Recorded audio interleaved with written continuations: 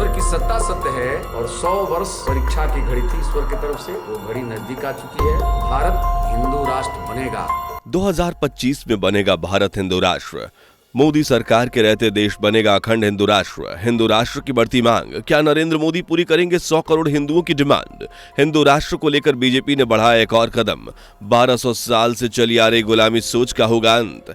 जरा गौर फरमाइए, दुनिया में तकरीबन 57 मुस्लिम देश हैं, यानी 57 देश मुस्लिम राष्ट्र हैं, तो वहीं 150 से ज्यादा ईसाई राष्ट्र भी हैं। लेकिन अफसोस है कि आज दुनिया में एक भी हिंदू राष्ट्र नहीं है।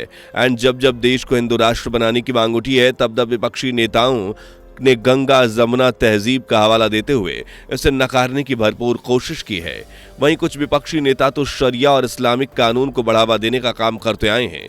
यही वजह है कि आज भारत में 100 करोड़ से भी ज्यादा हिंदू आबादी होने के बाद भी भारत हिंदू राष्ट्र से ज्यादा इस्लामिक राष्ट्र की ओर बढ़ रहा है।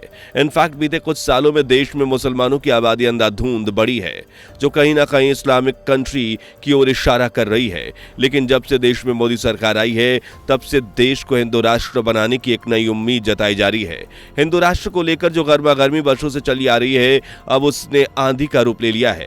फिलहाल हिंदू राष्ट्र को लेकर बीजेपी ने कुछ ऐसे संकेत भी दिए हैं जिनसे अनुमान लगाया जा सकता है कि 2025 तक बीजेपी सरकार देश को हिंदू राष्ट्र बनाने की तैयारी में है। तो दोस्तों, क्या अब वाकई भारत हिंदू राष्ट्र बनने वाला है? आखिर क्या है बीजेपी का हिंदू राष्ट्र को लेकर नया प्लान? आखिर किस तरह पूर्ण बहुमत न होने के बावजूद भी बीजेपी सरकार देश को हिंदू राष्ट्र बनाने वाली है? तो दोस्तों, सब कुछ बताएंगे आज के इस वीडियो में, बस बने रहिए आखिर तक। दोस्तों, बीजेपी के एक जाने माने नेता ने बयान देते हुए कहा था कि हिंदू मांग कर रहे हैं कि देश को अखंड हिंदू राष्ट्र बनाया जाए।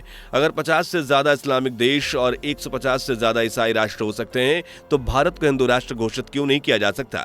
आखिर भारत में भी 100 करोड़ से ज्यादा बहुसंख्यक हिंदू मौजूद हैं। उन्होंने कहा था कि 2025 और 2026 में भारत को अखंड हिंदू राष्ट्र घोषित किया जाएगा।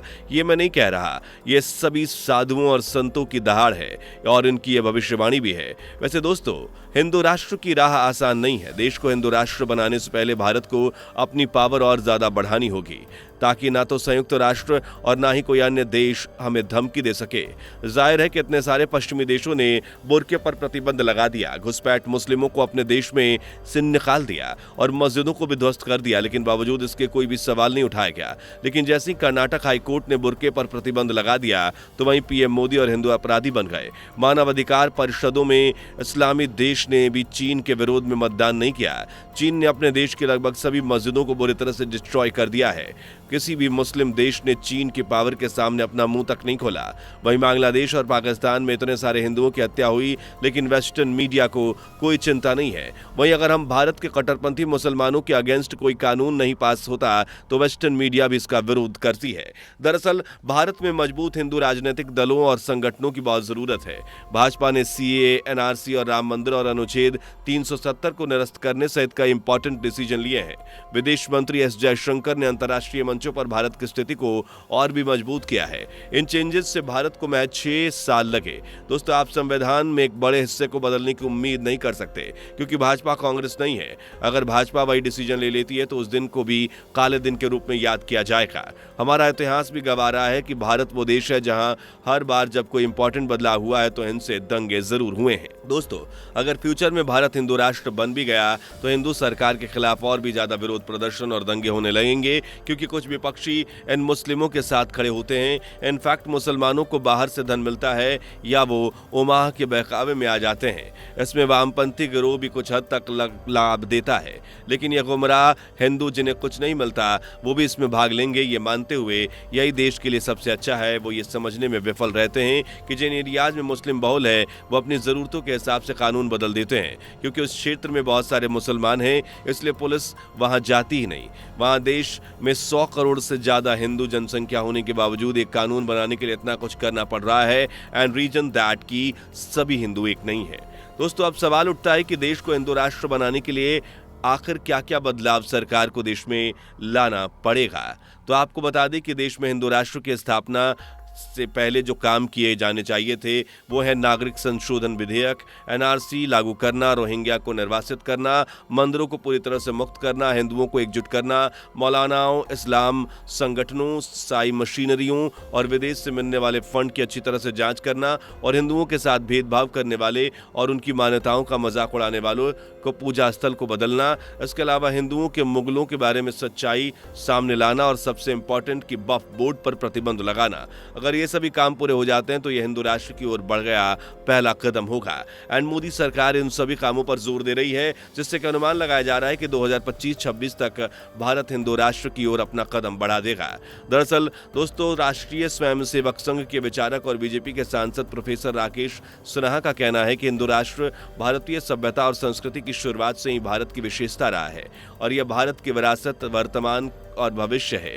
हालांकि कुछ विदेशी विश्लेषकों का यह भी मानना है कि भारत पहले कभी हिंदू राष्ट्र था ही नहीं एंड ये सिर्फ आज के हिंदू की ही मांग है।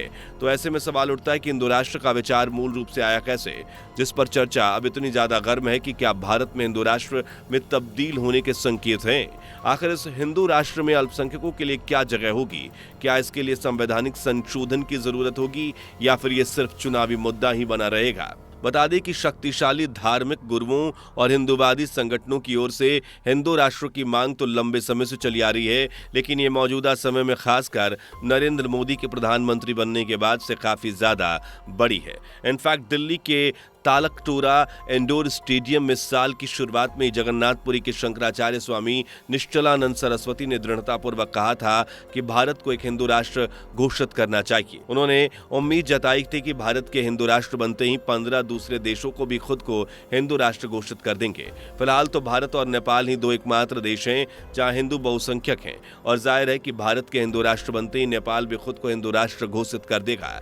दोस्तों, हो सकता है कि आने वाले सालों में भारत हिंदू राष्ट्र घोषित हो जाए एंड इसके लिए जमीनी स्तर पर भी काम शुरू हो चुका है। विश्लेषकों की माने तो कई संस्थान संगठनीय ढांचा, धर्मनिरपेक्षता और आर्थिक असमानता जैसे मुद्दों पर समझौता करने के लिए तैयार हैं। मुसलमान शासकों के इतिहास और शहरों गलियों के नाम बदलने से लेकर किताबों में बदलाव का काम बदस्तूर जारी है। ऐसे में दोस्तों, आपको क्या लगता है कि क्या भारत को हिंदू राष्ट्र घोषित कर देना चाहिए या नहीं? कमेंट में अपनी राय जरूर साझा करें। उम्मीद करते हैं कि आपको जानकारी पसंद आई होगी, इसलिए वीडियो को ज्यादा से ज्यादा शेयर करें एंड वीडियो को लाइक करना बिल्कुल भी ना भूलें।